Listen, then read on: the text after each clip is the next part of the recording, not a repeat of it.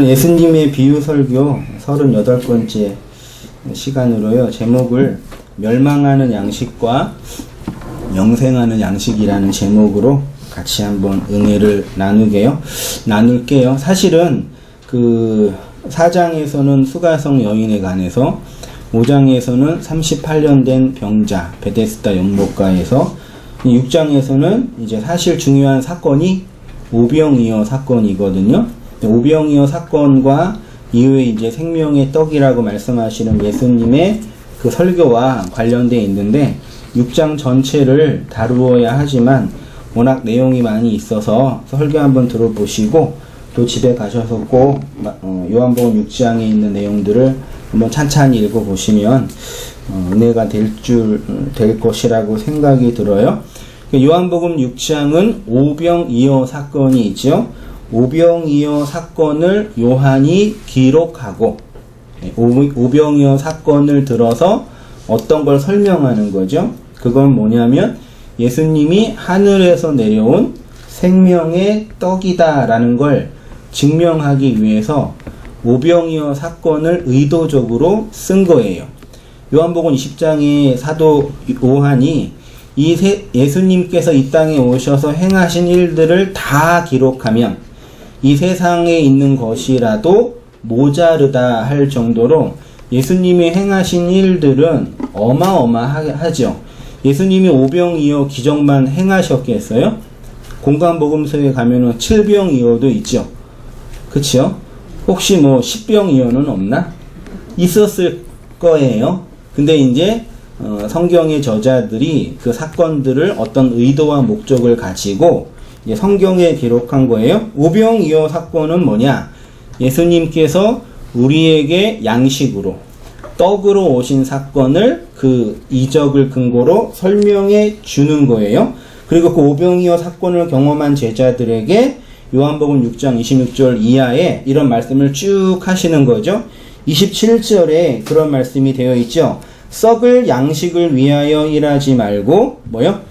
영생하도록 있는 양식을 위하여 하라. 이렇게 두 가지 관점으로 썩을 양식을 위하여 일하는 것과 영생하도록 있는 양식을 일하라 라고 두 개를 나누어서 말씀을 하시잖아요.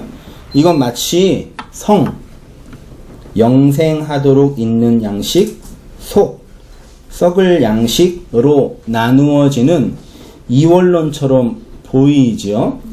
거룩한 것과 속된 것 있나요? 성과 속이라는 걸 구분하여 정의할 수 있나요? 거룩한 게 따로 있고 거룩하지 않은 것, 속된 게 따로 있나요? 더 쉽게 세상적인 게 따로 있고 하나님적인 게 따로 있나요? 답을 원하는 건 아닌데 있어요, 없어요? 거룩한 게 이렇게 있고 불결한 게 이렇게 있다. 이렇게 말은 있는데 실제로 거룩과 불결을 구분할 수 있냐고요? 결론으로 없어요. 주일날 예배당 오는 건 거룩한 거고 예배당 오지 않는 건 속된 거고 이거는 뭐라 그래요? 강대상, 성구라 그러죠. 그래서 성구, 거룩한 가구. 그러면 밖에 나가면 이거는 그러면 불결한 가구 그렇게 할 수 있나요? 그러니까 우리가 말로 언어로 구분한 거지 실제로 성과 속이 따로 있는 건 아니에요. 아시겠죠? 그런데 이 본문 말씀은 썩을 양식과 그리고 영생하도록 있는 양식을 구분해서 말씀하시는 것처럼 보이고 더더군다나 예수님께서는 썩을 양식을 위해서 일하면 안 되고 영생하도록 있는 양식을 위해서 일해야 한다라는 취지로 말씀하셔요. 그러면 이런 말씀을 쫙 보고 읽으면서 묵상하면서 썩을 양식을 위해서 일하면 안 되지. 좋아요. 그러면 영생하도록 있는 양식을 위해서 일하지. 좋아요. 그럼 썩을 양식을 위해서 일한다는 게 뭐냐? 그런 정의의 어려움이 생겨요. 성경을 이렇게 단순히 이원론적인 구분으로 읽고 해석을 하면 본문이 가지고 있는 진의를 오해하거나 곡해하게 되어 이렇게 본문을 오해하고 곡해하면 작은 오해고 작은 곡해지만 이로 말미암아 우리의 신앙생활 전반에, 아니 인생 전체의 왜곡이 일어날 수 있어요. 그 성경 해석이 그래서 중요한 거예요. 그럼 본문이 의미하는 게 뭔지 한 걸음 더 깊이 들어가서 원어를 근거로 한번 말씀을 상고하도록 할게요. 조금 공부하는 마음으로 한번 찬찬히 들어보세요. 썩을 양식이라는 단어가 헬라어 원문으로 성경을 보니까 요렇게 되어 있대요. 호 브로시스, 호 아폴리미어. 호는 정관사고 브로시스는 양식이라는 명사고요. 호도 정관사고 아폴리미는 여기 그 스트롱 코드 622번을 보니까 원래의 단어는 멸망시키다, 파멸시키다 라는 뜻이래요. 그럼 이걸 직역을 하면 그 멸망시키는 그 음식, 뉘앙스가 어렵죠? 들어보세요.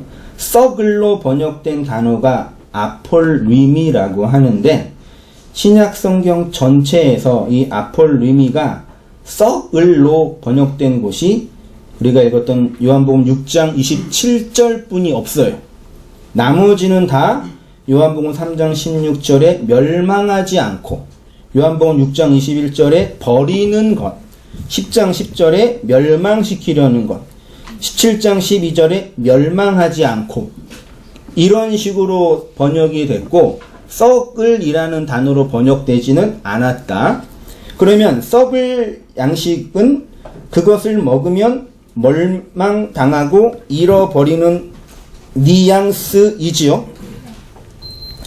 다음에 위하여 일하다, 썩을 양식을 위하여 일하다 해서 위하여 일하다가 원어로 에르가조마이. 어떤 분 이렇게 원어 막 얘기하면은 막 머리 막 파지고 막 터지고 왜 도대체 우리 힘들게 하냐고 막 고문하는 거냐고 막, 그리고 막 목사님 배운 거 잘난 척 하려고 그러냐고 막 비난하는 분들이 있는데, 이렇게 원어가 마음에 안 드시면 어떻게 하시면 돼요?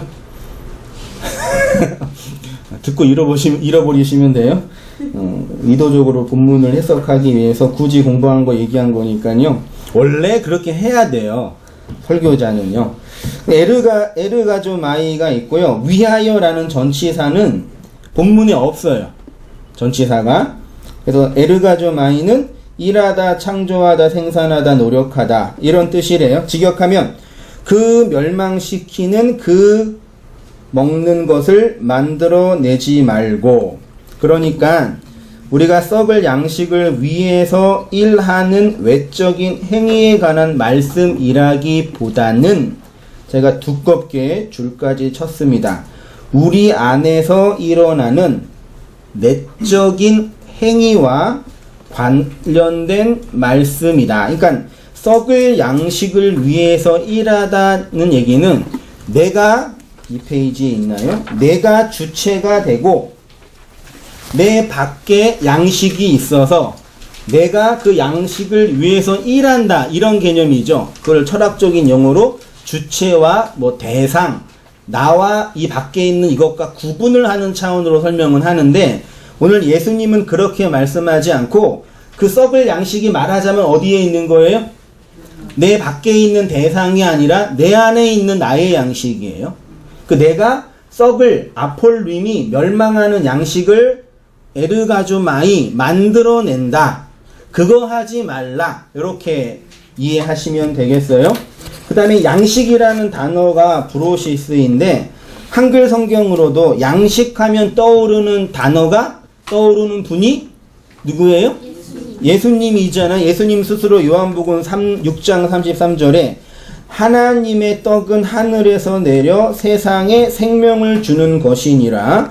그들이 이르되 주여 이 떡을 항상 우리에게 주소서.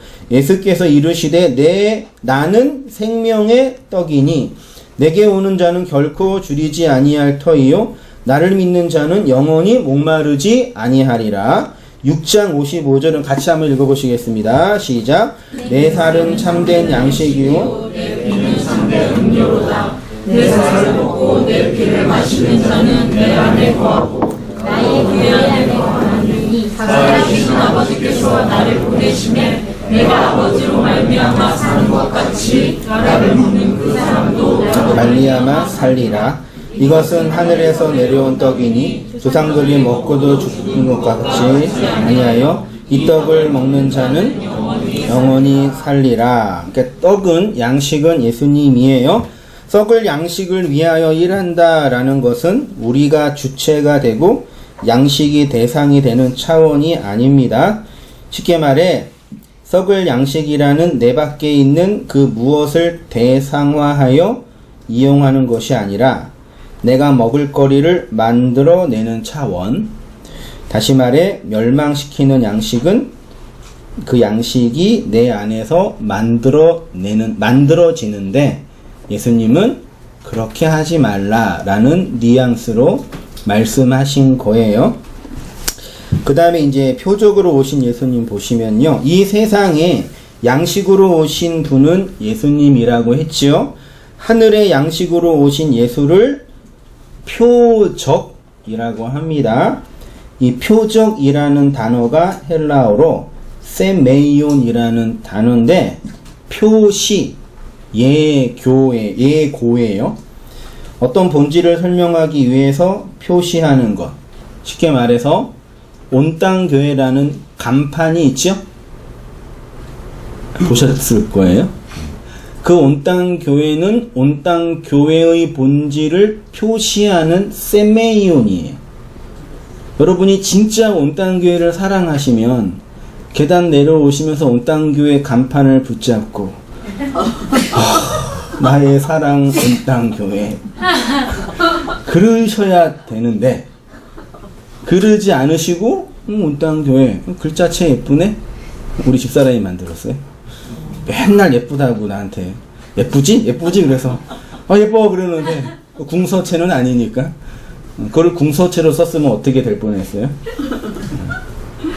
그 온땅교회라는 그 표시를 보면서 나의 사랑 온땅교회 진리와 그리스도의 영광이 여기 있으니 나는 이 교회 안에서 죽으리라. 할렐루야.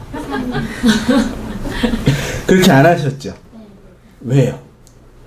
온땅교회를 사랑하지 않아서 라고 말할 수 없는 거죠. 왜요? 그 간판은 온땅교회를 표시하는 거지 온땅교회 본질은 아니란 얘기죠. 그럼 표적으로 오신 분이 누구예요? 예수님이죠. 예수님이 하늘의 진리, 생명의 떡을 설명하기 위해 오신 표시, 표적이지. 그거 붙잡고 오 예수님 난 당신만을 위해 살겠습니다. 그럼 돼요 안 돼요? 우리 그런 거 신앙 고백이라고 안 하나요? 여러분 잘 생각하셔야 돼요. 아까 제가 말씀드렸는데 내가 주체이고 내 밖에 있는 모든 것들을 대상화한다 그래요. 이걸 타자라고 해요. 그럼 예수님이 내 밖에 있는 타자로 있는 거예요. 그게 표적이에요. 표적에 머물러 있는 거란 얘기는 그 예수가 담고 있는 내용, 생명의 양식이라는 내용이 그 예수의 표적 안에 있는지를 모르고 그냥 예수라는 세메이온을 붙잡고 이 예수가 나의 구원자지 그러는 건 뭐냐면 내가 주체, 주인, 예수는 나의 대상. 그거를 요즘 말로 뭐라 그래요? 우상숭배라고 해요. 잘 들으셔야 돼요. 예수가 우리의 우상이 되는 차원이에요. 언제? 내 밖에 있는 내 대상으로 표적으로만 볼 때 그 안에 있는 내용은 보지 못하고 요거 잘 이해하셔야 돼요. 내 밖에 있는 예수냐? 내 안에 있는 예수냐? 이 차원이 되게 중요해요. 물론 내 안에 있는 예수, 내 안에 하나님이 임재하는 그 하나님만을 강조하면 깐딱하면 이제 뭐 영지주의나 이렇게 초월주의처럼 될 수 있는 뉘앙스는 있는데 오늘 한국교회는 내 밖에 있는 예수에 대한 상이 강하기 때문에 그 예수를 내가 대상화하는 거예요. 그게 아이돌론, 그게 우상숭배라고 하는 거예요. 그 이름도 마찬가지고요. 좀 내려오셔서 밑에서 세 번째 줄에 예수님이 표적으로 오셨다라는 것이 바로 이런 의미입니다. 우리는 예수님 자체에 대한 과도한 의미를 부여하고 싶어 합니다. 요걸 제일 잘하는 그 기독교 문명이 가톨릭이에요. 예수를 이렇게 대상화를 제일 잘했어요. 예수님 상, 예수님 십자가, 뭐 심지어 어떤 종교, 내 밖에 있는 종교 형식, 그 내 밖에 있는 종교 그 프로그램을 잘 활용해서 종교 집단을 움직여지는 장치가 이제 말하자면 이제 가톨릭적 분위기인데, 그러나 예수님은 하나님의 무엇을 우리에게 설명하기 위해서 육체로 호, 로고스, 사르크스 기억나세요? 요한복음 1장 14절에 말씀이 육신이 돼서, 예수님은 호 로고스, 그 말씀을 담은 사르크스 육체예요. 우리는 사르크스 로고스지. 예수님은 말씀이 육체가 되셨는데 우리는 육체가 말씀이 되어지는 과정인 거죠. 예수님 당대의 모든 사람들은 예수를 제대로 이해하지 못했다라는 것은 예수님이 담고 있는 의미를 보지 못했다. 그래서 많은 유대인들이 예수님께 대답하여 이르시되 물어봤죠. 악하고 음란한 세대가 뭘 구해요?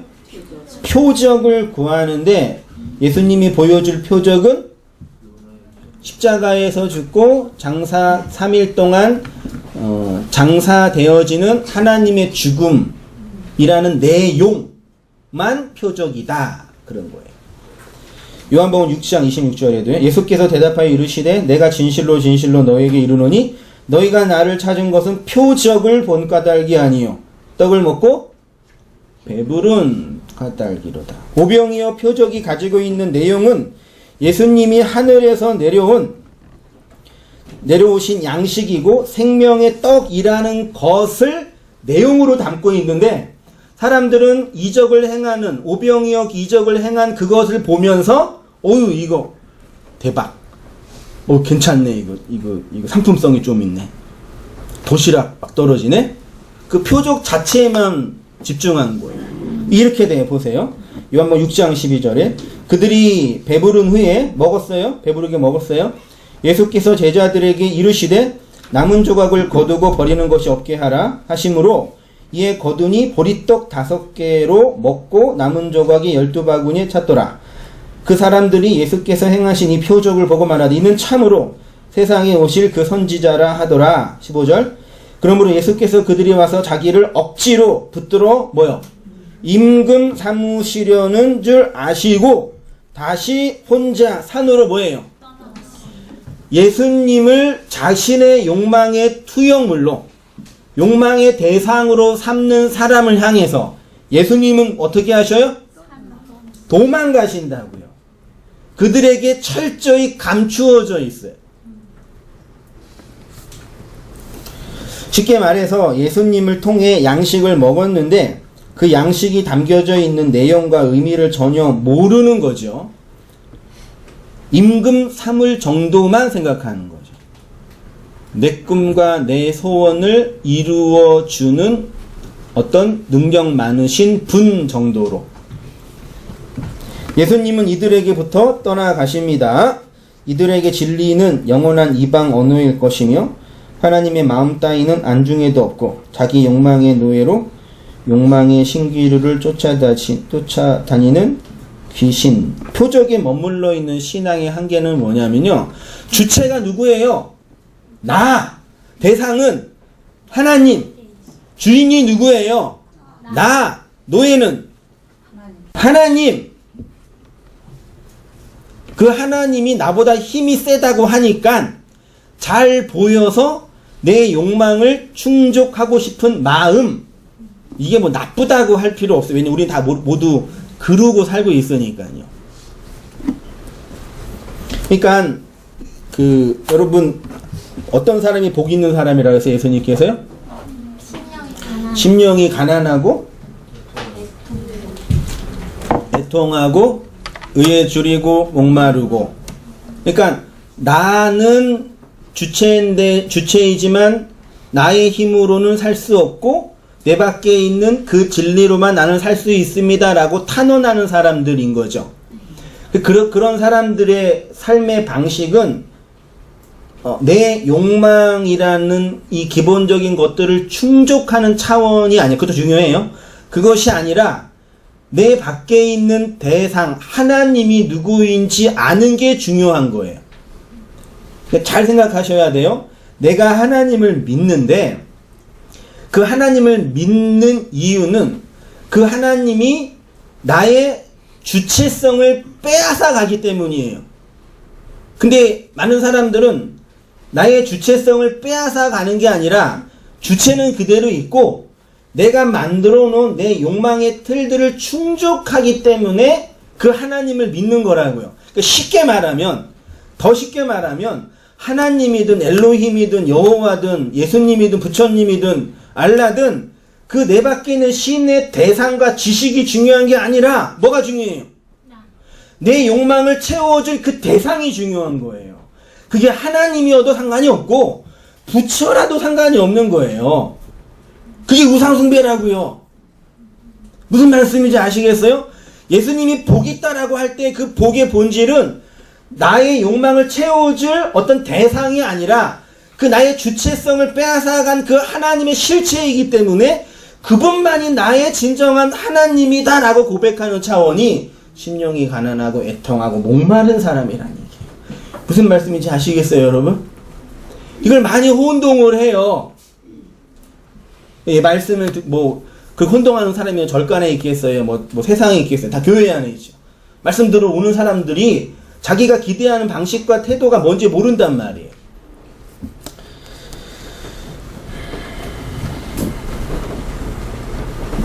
그게 표적에 머물러 있는 신앙의 한계예요. 당연히 표적에 매일 수밖에 없지요. 사실 어떤 의미에서 우리는 다 이렇게 살고 있는 거지요. 이렇게 눈에 보이는 예수가 담고 있는 의미와 내용을 모르고 내 표적에만 머물러 있는 것이 썩을 양식을 위하여 일한다. 번역하면 멸망시키는 양식을 만들어내는 인생. 예수님이 나한테 준 그 진리로 뭘 만들어요? 내 욕망을 확장하는 도구로 만들어요. 이해되시나요? 그게 썩을 양식, 아폴리미 브로시스라고 표현하시는 거예요. 예수님을 임금 삼으려고 했던 당대 배불리 먹었던 이 사람들의 욕망은 뭐예요? 내 꿈 실현시킬 능력 많어. 얼마면 되겠어? 그거란 말이에요. 예수님이 이 땅에 오신 이유가 사람들을 멸망하지 않도록 하기 위해서인데 눈에 보이는 표적으로 오신 예수를 내용으로 보지 못하니까 멸망당하게 된다. 그렇게 예수로 말미암아 멸망당하는 아폴림이 되는 사람들의 모습을 예수님이 실족하다라고 표현을 했어요. 요한복음 3장 16절 하나님이 세상을 이처럼 사랑하사 독생자를 주셨으니 이는 그를 믿는 자마다 멸망하지 않고 아폴림이하지 않고 영생을 얻게 하려 하심이라. 누구든지 나로 말미암아 실족. 누구로 말미암아요? 나로 말미암아. 실족은 누구 때문에 하는 거예요? 예수님 때문에 하는 거예요. 사탄 때문에 하는 게 아니라. 마가복음 4장 그 속에 뿌리가 없어 잠깐 견디다가 말씀으로 인하여 환난이나 박해가 일어날 때에는 넘어지는 자. 뭐 때문에 환난과 박해가 일어나요? 말씀으로 말미암아. 베드로전서 2장 6절은 같이 한번 읽어보시겠습니다. 시작. 성경에 기록되었으되 보라 내가 택한 보배로운 모퉁이 돌을 시온에 두노니 그를 믿는 자는 부끄러움을 당하지 아니하리라 하였으니 그러므로 믿는 너희에게는 보배이나 믿지 아니하는 자에게는 건축자들이 버린 그 돌이 모퉁이의 머릿돌이 되고 또한 부딪히는 돌과 걸려 넘어지게 하는 바위가 되었도다. 그들이 말씀을 순종하지 아니함으로 넘어지나니 이는 그들을 이렇게 정하신 것이라. 그치요. 어떤 사람에게는 건축, 성전을 짓는 모퉁이 돌이 되고요. 어떤 사람에게는 걸려 넘어지게 하는 스칸달리조, 스칸달론, 스캔들, 걸려 넘어지게 하는 돌이 돼요. 누가요? 예수라는 그 돌이요. 예수로 말미암아 걸려 넘어지는 것을 아폴림이 멸망당하는 것, 잃어버리는 것이라고 할 수가 있겠습니다. 이어서 두 번째로 27절 이후에 이제 그 썩을 양식을 위하여 일하지 말라 한 다음에 영생하도록 있는 양식을 위하여 일하라 그랬시요. 요거를 또 원문으로 보니까 호브로시스, 호메노, 에이스, 조에, 아이오니오스 이렇게 되어 있는데요. 직역하면 영원한 생명 안으로 머물게 하는 그 양식. 앞에 에르가조마이라는 동사가 있으니까 영원한 생명 안으로 머물게 하는 그 양식을 만들라. 아까는 멸망하게 하는 양식을 만들어내지 말고 뒤에는 영원한 생명, 메노가 머물다거든요. 영원한 생명으로 있게 하는 그 양식을 에르가조마이 만들라. 그러면 생명은 하나님이 만들어요? 인간이 만들어요? 둘 다. 행위는 하나님의 행위예요? 인간의 행위예요? 구원은 하나님의 주권이에요? 인간의 행위예요? 둘 다. 이거 가지고 이제 교회 역사가 하나님의 주권을 강조하는 칼빈주의, 인간의 행위를 강조하는 알미니안주의, 그 감리교도가 웨슬레 신학을 따라 있으니까 알미니안 신앙이, 물론 이제 신학적으로 말할 때 하나님의 구원이 인간의 믿음의 행위로 거절될 수 있다, 이렇게 좀 위험한 반론을 웨슬리안이 하니까 하나님이 구원하고 싶은데 인간이 안 믿으면 구원이 안 되는 거예요. 너무 원하는데 얘가 안 믿으니까. 그게 웨슬리안. 그러니까 인간의 행위가 되게 강조되겠죠. 열심히 노력하라고 막 강조하고, 칼빈주의는 아무리 행해도 하나님이 선택하지 않으면 말짱 도루묵. 뭐가 마음에 드세요? 둘 다 마음에 안 들어요. 하나님 마음에 안 들어요? 그죠? 어떤 분은 그래서 내가 이렇게 열심히 노력하면 뭐하나? 기도하면 뭐하노? 말씀 들으면 뭐하노? 예배 드리면 뭐하노? 선택받지 못했을걸. 그걸 어떻게 알고? 그런 식으로 얘기해. 그렇죠? 되게 미묘하고 어려운 문제. 근데 하나만 이해하시면 되는데 워낙 우리가 사는 게 힘드니까 그런 건데, 근데 뭐 그런 신학적인 논쟁을 하는 게 아니라 여기 이제 멸망시키는 양식을 만들어내다가 아까 에르가조마이라는 동사였는데 이것의 원형이 에르곤이에요. 에르곤은 신약 성경에 엄청 많이 나와 있는 단어인데 행함이에요. 그 하나님의 말씀이 우리 안에서 만들어내는 행위가 있죠. 그거를 에르곤이라고 표현을 해요. 근데 이 에르곤이라는 동사가 태로, 중간 태라는 어형으로 사용이 됐어요. 한글에는 수동태와 능동태뿐이 없는데 히브리어는 없고 라틴어나 헬라어에는 중간태라는 동사가 있는데, 쉽게 말하면 행위는 능동적으로 하는데 그 행위에 대한 영향을 수동적으로 받는다. 더 쉽게 말하면 출산은 여자가 해요? 아이가 나오는 거예요? 엄마가 출산해요? 아이가 나와요? 둘 다. 아이 입장에서는 출산 당하는 거예요? 지가 나오는 거예요? 지가 나오는 거예요. 엄마 입장에서는 아이를 출산하는 거예요? 출산 당하는 거예요? 출산하는 거예요. 근데 이거예요. 아이를 낳는 건 능동적인 건데 아이를 낳고 그 아이에게 영향을 받지요. 네. 엄마의 일생은, 여자의 일생은 아이를 낳으면 끝나잖아요. 좋게 말하면 아이를 낳으면 새로운 세계로 들어가는 거야. 할렐루야. 좋게 말하면 아이를 안 낳으면 자기의 주체성을 가지고 살아가는데 아이를 낳으면 이제 그녀의 인생은 아이에게 종속되는 거죠. 출산은 여자가 능동적으로 하는데 그 영향은 계속 받는 거예요. 이게 중간태적 어형의 의미거든요. 그러니까 얼마나 놀라워요. 하나님의 그 생명이 우리 안에서 나와요. 우리가 여자니까 생명을 출산해요. 우리가 하는 거예요. 안 하면 안 돼요. 하게 돼요. 하도록 이끄셔요. 그렇지만 그 생명이 우리를 또 장악한단 말이에요. 놀랍지 않나요? 저만 놀랍죠? 아, 그래야 되는데.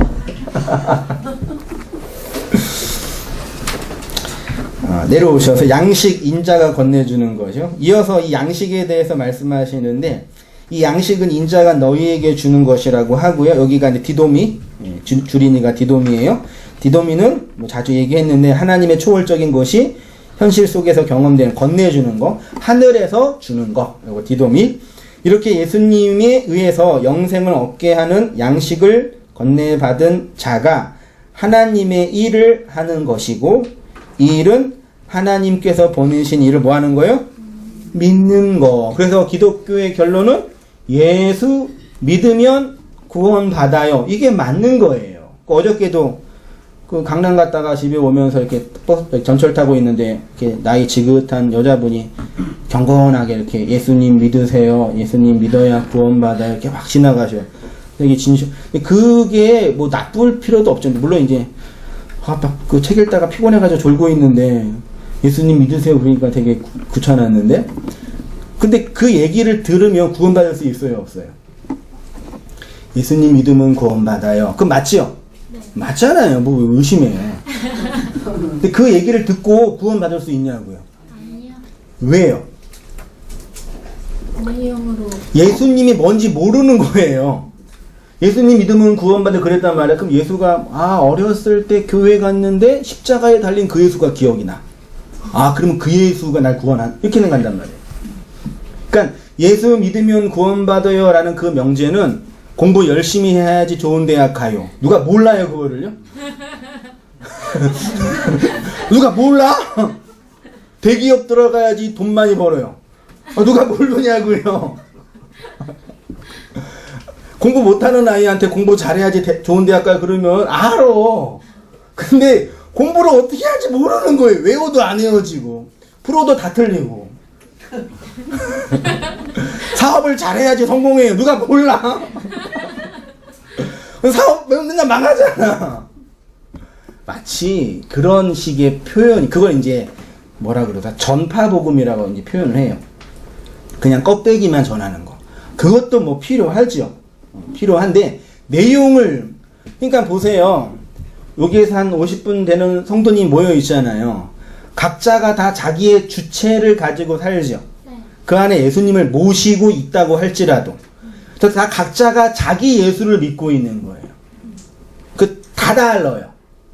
그래서 이 진리의 말씀, 권위 아래에 있는 말씀으로 각자가 생각하고 판단하고 해석한 그 예수와 그 진리와 뭐 하는 거예요?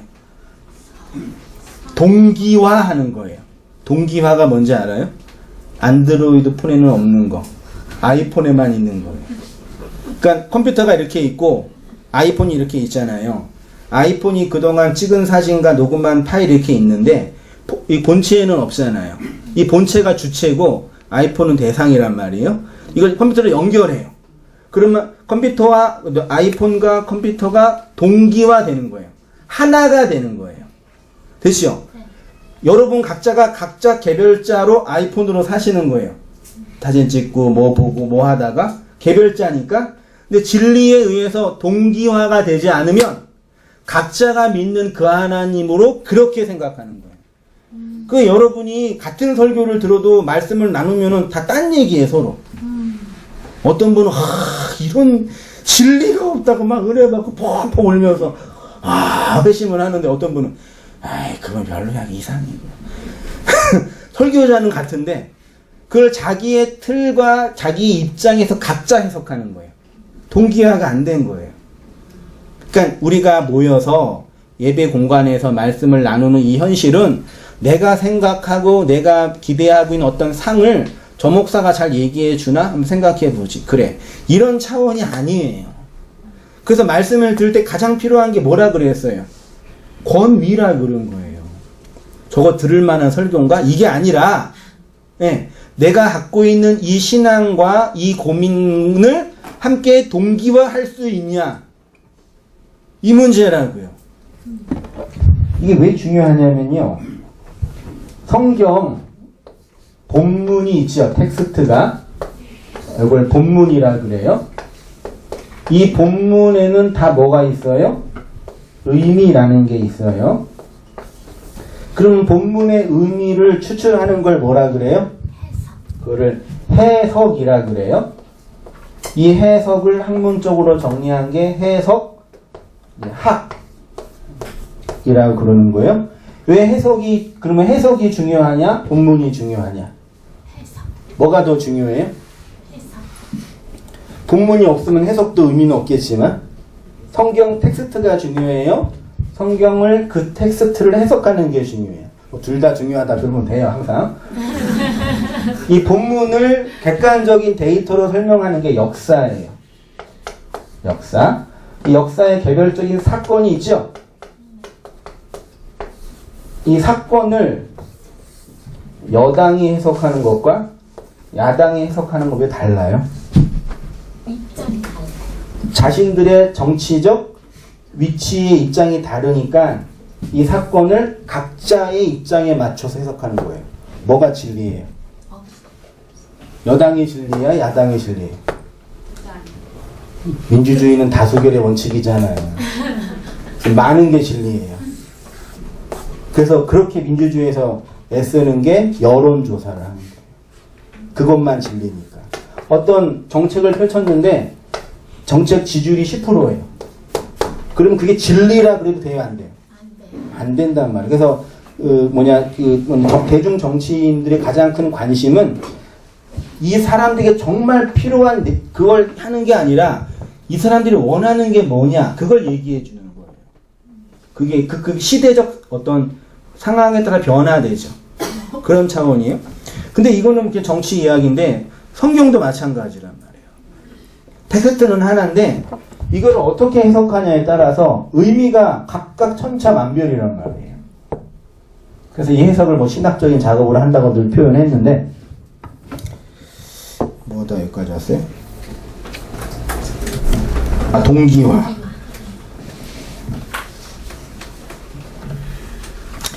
양식 인자가 건네주는 것이요. 이어서 이 양식에 대해서 말씀을 하시는데 이걸 읽었죠? 읽었죠? 예수님 믿는 거 하다 그랬구나. 내용을 설명하는 거예요. 그 다음에 이제 마지막으로 이제 살펴볼, 마지막은 아니네, 또 있네. 그러면 이렇게 예수님을 믿는 자에게 어떤 변화가 일어나냐? 이렇게 예수라는 그 내용, 표적, 세메이온 안에 있는 내용을 양식으로 받은 자는 어떻게 되냐? 여러분이 우리가 그 양식을 내용으로 받았으면 어떤 존재가 되냐? 이 문제에 대해서 마지막 하고 정리할게요. 6장 35절 같이 한번 읽어보겠습니다. 시작.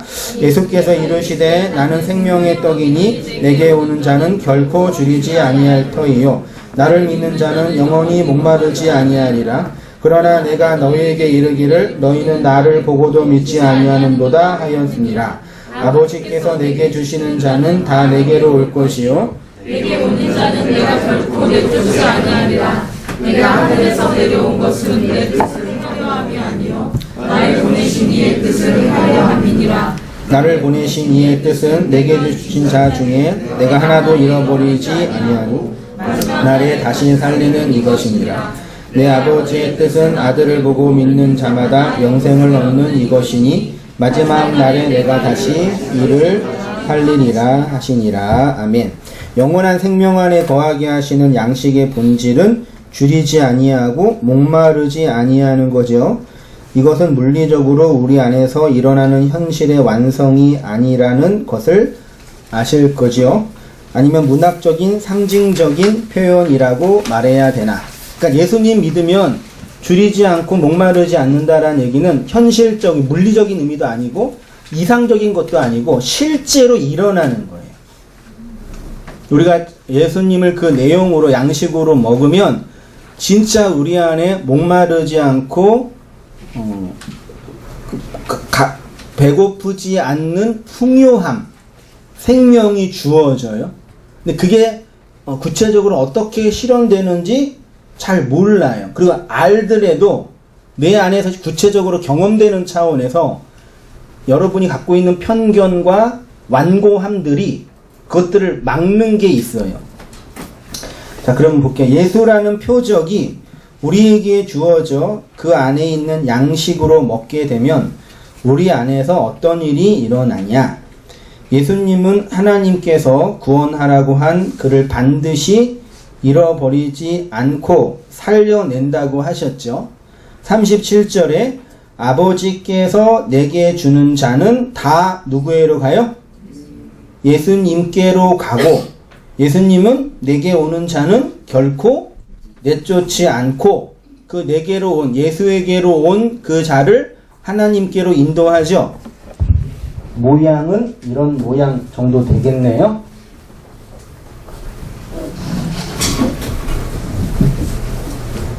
하나님이 이렇게 계시고 예수님이 계시고 인간이 이렇게 있잖아요. 인간이 누구한테 가요? 하나님이 아니라 예수님. 그럼 인간을 예수님께로 보낸 분은 누구예요? 하나님. 그렇죠? 그러면 이 예수가 말씀 육신이 육체 말씀이 된 우리를 하나님께로 이끄는 과정이죠. 그렇죠? 그래요? 추임새. 올라가는데 그럼 이제 여기 있는 인간이 어떻게 예수에게로 가냐? 어떻게 가요? 여기에 있는 제가 예수님의 자리, 여러분이 인간의 자리라고 예를 들어서 여기 있는 제가 여러분을 어떻게 여기로 데리고 와요? 이렇게 일로 오세요 이거죠. 일로 오세요. 그러면 올 분은 오시겠죠. 그거를 좋은 표현으로 뭘 던지는 거죠.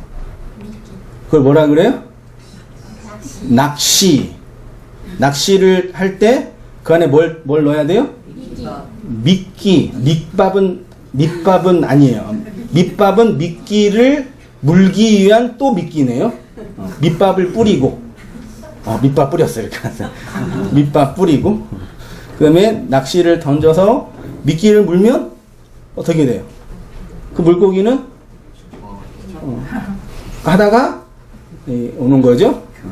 물속에 있는 물고기가 일로 오면은 꼬리의 힘으로 못 살고 꼬리가 잘려서 하나님 나라의 머리가 되는 거죠.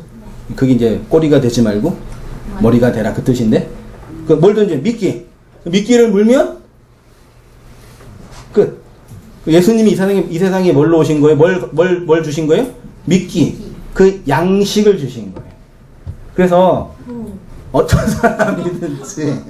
어떤 사람이든지 진리 앞에 하나님께 돌아올 때는 반드시 미끼를 무는 경험을 해요.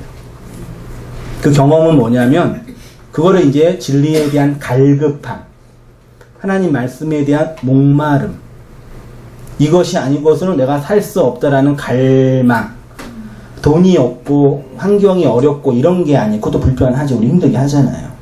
그게 아니라 이것도 힘들어 없을 때는. 근데 이 내 안에 있는 그걸 채워주지 못하는 이게 없는 것에 대한 가난함이 있단 말이에요. 그거 있는 사람은 그냥 알아서 물어요. 알아서. 근데 그거 없는 사람은 맨날 밑밥만 먹고 미끼는 안 물어. 밑밥만 뻥뻥 몰다가 도망가. 그런 분들 어떻게 할 수가 없는 거예요. 진리 안에서 동기화가 되지 않으면 여러분은 말씀에서부터 뭘 당해요? 소외를 당해요. 그러니까 심리적으로 종교 집단이나 개인 관계에서 소외를 당하는 게 뭔지 아시겠어요? 교회라는 이 집단과 공동체에 와가지고 친한 사람 있으면 편하고 또 내가 하는 일거리가 있고 관계가 있으면 앉기가 즐겁죠. 그것도 친숙하게 되니까 중요한데 진짜 정말 중요한 차원에서의 그 내용은 뭐냐면 그 진리의 말씀을 물지 않고서는 그 양식을 먹지 않고서는 언제나 말씀으로부터 말씀을 전달하고 나누는 공동체로부터 뭘 당해요? 소외를 당한다. 목회자가 친절하게 상냥하게 싹싹한 목사가 좋아요? 네. 아니요. 아니에요? 제가 부교육자 때 되게 많이 힘들었거든요. 왜냐면 저는 목사는 진리를 건네주는 어떤 그런 권위가 있다고, 그러니까 권위주의를 부리는 건 아니에요. 그런 존재라고 항상 믿고 그렇게 사역을 했는데, 너무 부목사님들이 너무 잘생기고, 너무 친절하고, 너무 싹싹해요. 권사님들이 그냥 살살 녹아, 그냥. 우리 젊은 목사님 오셔가지고 교회가 이렇게 잘 되고, 저는 멀뚱멀뚱 있어가지고. 이거 안 돼. 그래서, 뭐 어떡하지. 이게 적성이 안 맞는 건가, 이게 나는. 근데 사람들이 그런 이렇게 교회나 공동체를 원하더라고요. 문땅교회는 참,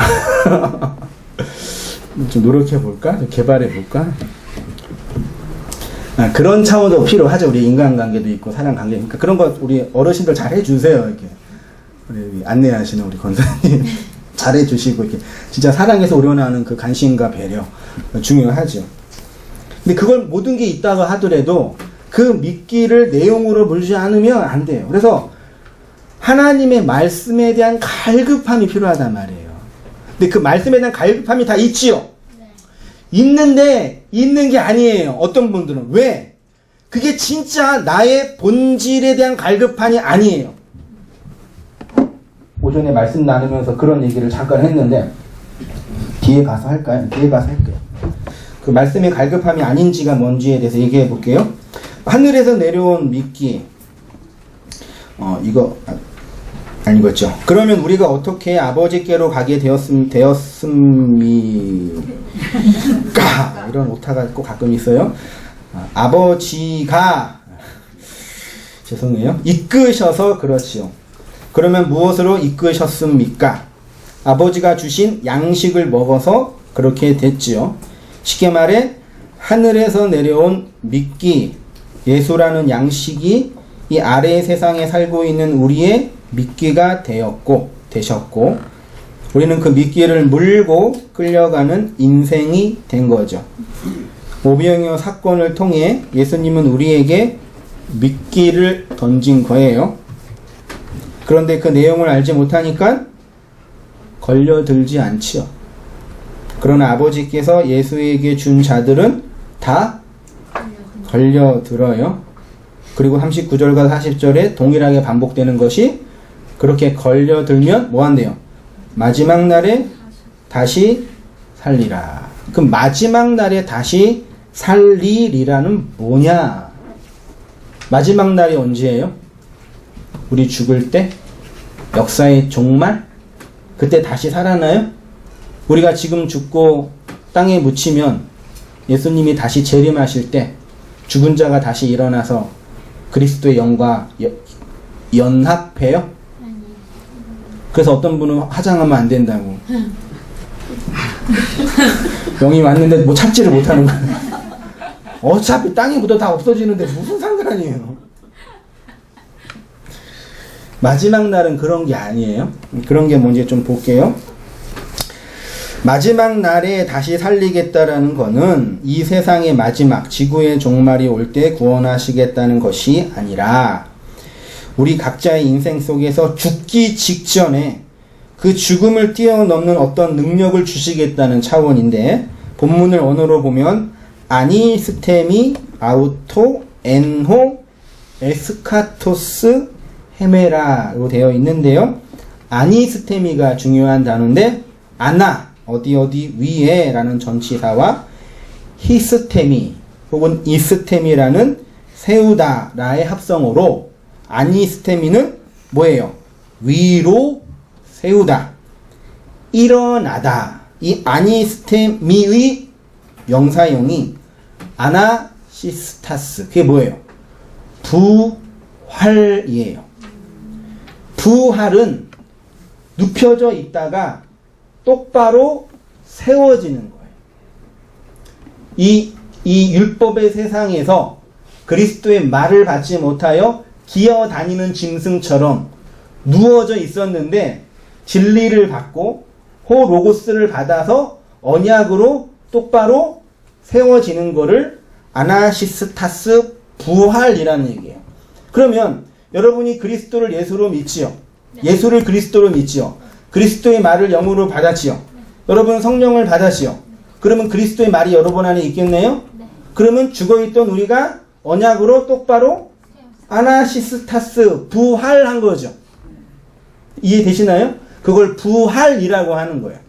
단지 뭐 나중에 죽었다가 이렇게 일어나는 그런 개념 이전에 우리 인생 속에 경험되는 거죠. 에스카토스 많이 들어봤지요? 예, 맨 끝에 마지막이란 뜻으로 공간적으로는 가장 끝에 있는 장소, 시간적으로는 마지막 사건, 존재론적으로는 존재의 마지막. 에스카토스는 마지막의 것, 끝의 것으로 줄쳤지요. 중요해요. 그거 하나만 통과하면 완성되는 차원. 마지막 하나만 되면 이거 이제 그 한자 용어로 뭐예요? 활용 점점 마지막 용의 눈가를 찍어야지 걔가 승천하잖아. 뭐 그러네. 안 찍으면 그냥 인무기로 사는 거예요. 마지막 하나가 지켜져야지 하늘로 올라가는 거예요. 우리도 마찬가지예요. 다 인무기들인데. 이야, 이상하다. 예수님의 비유 설교니까. 다 인무기들인데, 인무기들이 자기 욕망을 따라 이렇게, 에이 하면서 하고 있는 거예요. 에이 하면서 서로 죽고 죽이면서 막 그러는데, 거듭이 나서 마지막 하나가 완성이 딱 되면 하늘로 펴 올라가는 거예요. 그걸 구원, 아나시스타스, 부활이라고 표현하는 거예요. 그럼 마지막 하나가 뭐냐? 그게 에스카토스예요.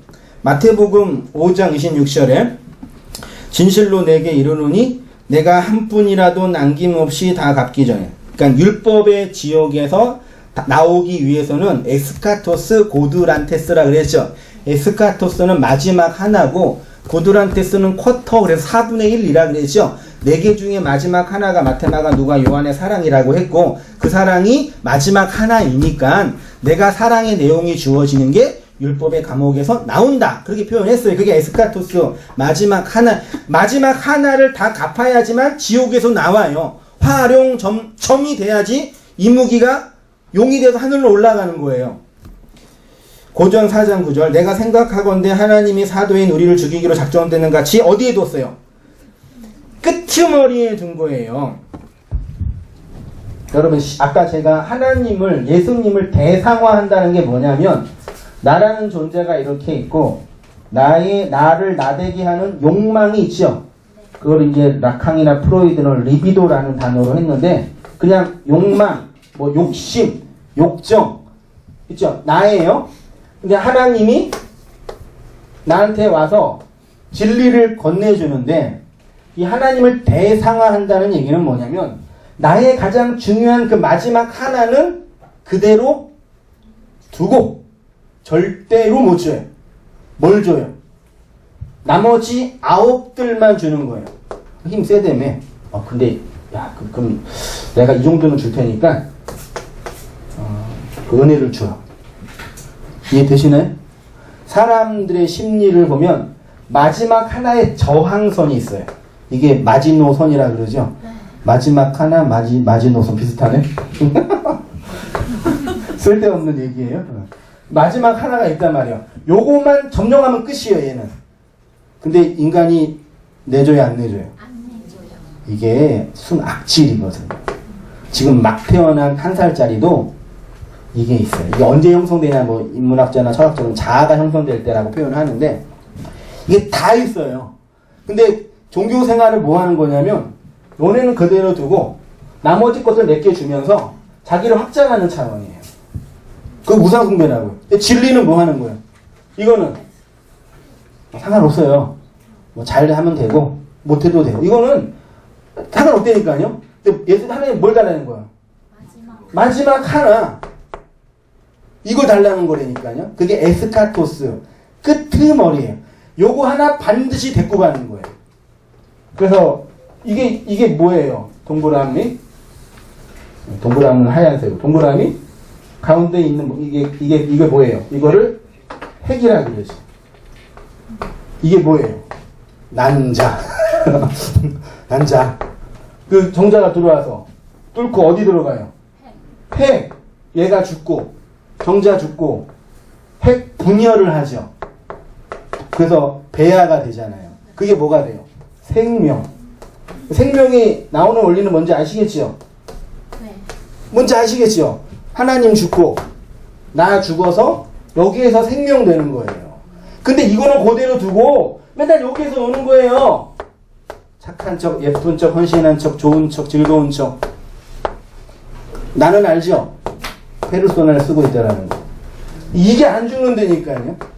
근데 여기 본문에 고린도전서 4장 9절에 내가 생각하건대 하나님의 사도인 우리를 뭐 하기로요?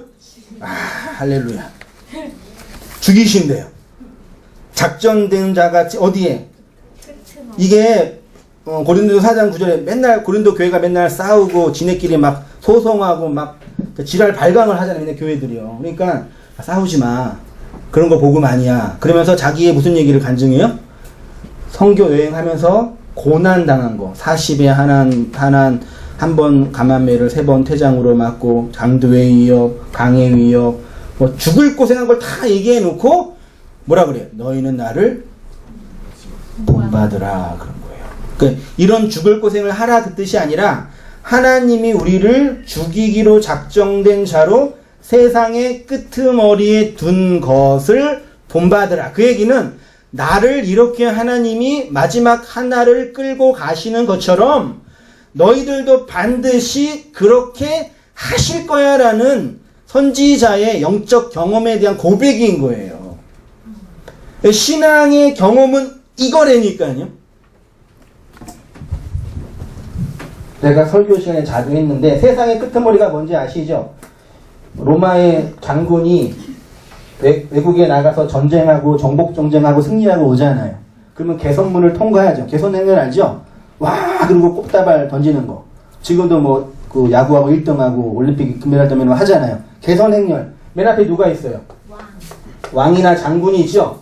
이방 나라 가서 정복한 왕. 그 뒤에 쫄병들이 있겠죠? 그 뒤에 뭐가 있어요?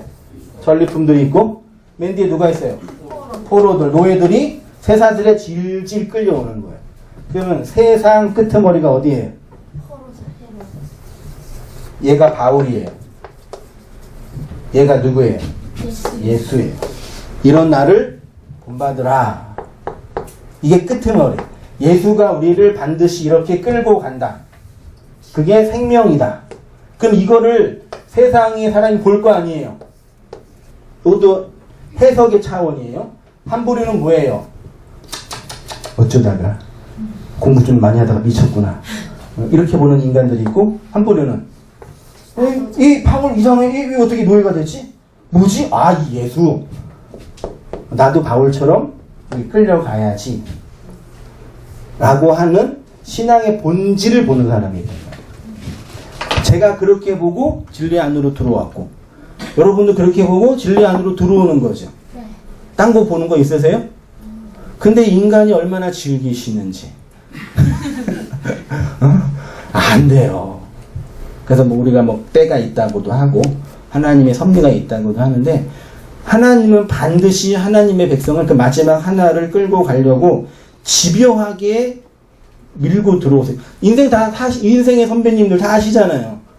마음분이 못 사는 저도 이렇게 경험하는데 60, 70 사신 분들 다 아시죠? 모르세요? 아시잖아요. 그게 끄트머리에 둔 거예요. 그게 마지막 날에 다시 살린다라는 이 단어의 의미라는 얘기죠. 마지막 읽고 정리해 볼게요. 헤메라라는 날이란 뜻으로 역사, 시간, 때 등을 의미하고요. 그래서 엔호 에스카토스 헤메라는 마지막 날 안에서 쉽게 말해 인생의 끝자락으로 역사의 마지막으로 하나님께서 보내신 자들을 세우시겠다는 것입니다. 더 쉽게 말하면요, 아버지가 예수님께 보낸 자들을 인생의 마지막으로 죽이셔서 살리시겠다. 내가 너의 핵으로 들어가 생명 되겠다. 이게 더 감사하지 않나요?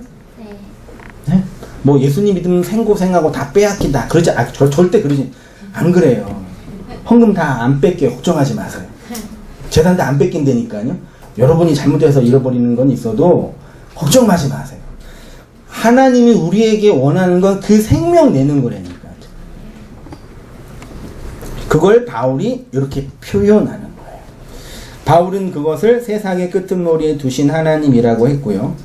율법의 세상에서 죽이시고 진리로 살게 하셔서 이 세상의 기둥으로 다시 세우시겠다는 것입니다. 이것이 바로 표적으로 오신 예수님이 오병이어 사건을 통해서 주시고자 하신 진짜 양식이고 생명입니다.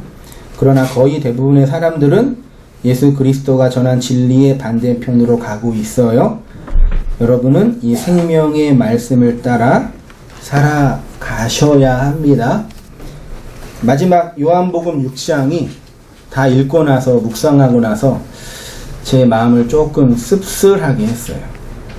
마지막 6장의 결론 보세요. 제자 중 여럿이 듣고 말하되 이 말씀은 어렵도다. 헬라어 히브리어가 어려운 게 아니라 어렵도다. 누가 들을 수 있겠느냐 한데, 그러니까 안 거예요 다 그 인간들이. 그때부터 그의 제자 중에서 많은 사람이 교회 부흥이 실패됐어요. 10만 명 될 수 있었는데 10만 명에서 몇만 명에서 몇 명 남았어요? 12 남았어요. 그러니까 12이라는 숫자가 아니라 12이라는 교회가 남은 거죠. 떡밥 먹었던 그 물고기들은 다 자기 길 가고 꼬리 힘으로 살고, 그 하나님의 교회들이 그 진리에 낚여서 생명이 됐다. 그 얘기를 베드로가 고백한 거예요. 그러니까 이 신앙의 현실이 우리 가운데도 경험되고 있잖아요. 그 생명으로 또 살아가시고 인내하시며 승리하시는 성도님 되시기를 축원드립니다. 기도하겠습니다. 하나님 아버지, 우리에게 진리의 말씀을 보내시고 그 말씀을 배우게 하시고 그 말씀을 나누고 교제할 수 있도록 귀한 장소와 또 우리 동역자들과 주의 백성들을 만나게 하시고 교제하게 하시니 감사합니다. 썩을 양식을 만들어내는 우리를 꺾으셔서 생명의 양식을 만들어내시는 하나님께로 함몰되어 그 생명으로 살아가는 우리의 모든 삶이 되어지도록 인도하여 주옵소서. 그러나 우리는 언제나 무지하고 완고하여서 자기 편견에 사로잡혀 있습니다. 그래서 정말 봐야 할 것을 보지 못하고 나의 현실과 욕망에 사로잡혀 있고 정말 해야 할 일들을 못하고 할 필요가 없는 일 가운데 인생을 허비할 때도 많이 있습니다. 그런 저희들을 불쌍히 여겨주셔서 그 진리로 깨닫게 하시고 그 생명으로 각성하도록 은혜 베풀어 주옵소서.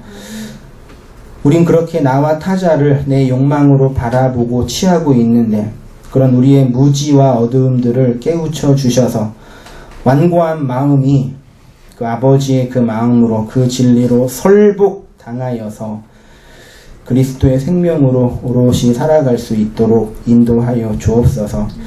바울이 고백한 것처럼 우리 인생도 세상의 끄트머리에 두시고 그 속에서 죽어가는 현실로 말미암아 눈물 흘리고 아플 때도 있지만 그렇게 우리를 생명으로 살리시는 하나님으로 말미암아 찬양하며 그 기쁨으로 감사가 넘치는 우리 모든 삶이 다 되어지도록 인도해 주시고 은혜 내려 주옵소서.